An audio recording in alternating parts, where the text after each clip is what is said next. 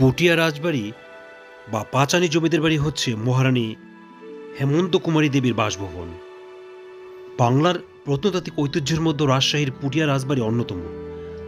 1895 সালে মহারানী হেমন্ত কুমারী দেবী আকর্ষণীয় ইন্দো ইউরোপীয় স্থাপত্য রীতিতে আয়তাকার দ্বিতল বর্তমান রাজবাড়িটি নির্মাণ করেন। আপনার ভিডিওতে পুটিয়া রাজবাড়ির বিভিন্ন অংশ দেখছেন। রাজশাহী জেলা সদর হতে 32 কিলোমিটার উত্তর পূর্বে নাটোর মহাসড়ক অভিমুখে বাঘা পুটিয়া জেলা সড়কের পাশে এই পুটিয়া রাজবাড়ি। বাসে করে দেশের যে কোনো স্থান হতে পুটিয়া আসা যায় এবং ট্রেনে করে নাটোর অথবা রাজশাহী নেমে সড়ক পথে সহজে আসা যায়। সপ্তদশ শতকে মোগল আমলে তৎকালীন বাংলার বিভিন্ন রাজ্যের মধ্যে পুটিয়া জমিদারি ছিল প্রাচীনতম। কথিত যে জনৈক নীলাম্বর মোগল সম্রাট জাহাঙ্গীরের কাছ থেকে রাজা উপাধি লাভ করার পর সেটি পুটিয়া রাজবাড়ি রূপে পরিচিতি লাভ করে। আর সেই সময়কাল হচ্ছে 1605 থেকে 27 খ্রিস্টাব্দ। 1744 সালে জমিদারি ভাগ হয়। সেই ভাগাভাগিতে জমিদারের বড় ছেলে পান সম্পত্তির 5.5 আনা এবং অন্য 3 ছেলে পান 3.5 আনা। 1950 সাল পর্যন্ত জমিদারি প্রথা ছিল। প্রথা বিলুপ্ত হলে পুটিয়া রাজবাড়ির জমিদারিও বিলুপ্ত হয়।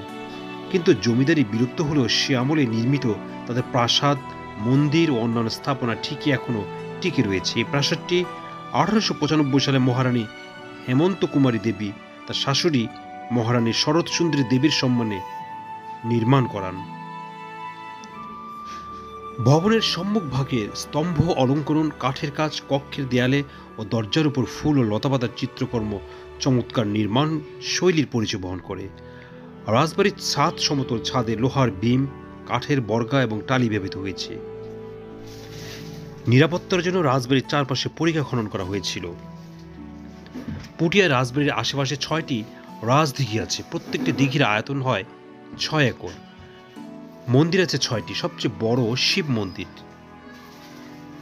এছাড়া আছে রাধা গোবিন্দ মন্দির, গোপাল মন্দির, গোবিন্দ মন্দির, দোল মঞ্চ ইত্যাদি। প্রতিটি মন্দিরের দেয়ালে অপূর্ব সব পোড়ামাটির ফলকের কারুকাজ।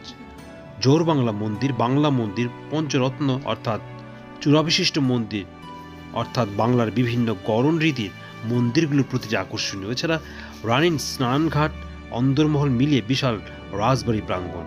পুটিয়া রাজবাড়ির চারদিকে পরিখা দ্বারা পরিবেষ্টিত। শত্রুরা যাতে সহজে রাজবাড়িতে প্রবেশ করতে না পারে সে কারণে অথবা পূর্বে রাজবাড়ি এলাকা নিম্নাঞ্চল থাকায় মাটি কেটে স্থানটি উঁচু করতে গিয়ে এই পরিখাগুলোর সৃষ্টি হয়েছে। দর্শক, ভিডিওটি ভালো লাগলে সাবস্ক্রাইব করবেন, লাইক ও শেয়ার করবেন। দেখা হবে নতুন জায়গায়। ততক্ষণ আমাদের সাথে থাকবেন। এক্সপ্লোর বিউটি বাংলাদেশ, বাংলাদেশের আনাচে কানাচে ছড়িয়ে থাকা সকল সৌন্দর্য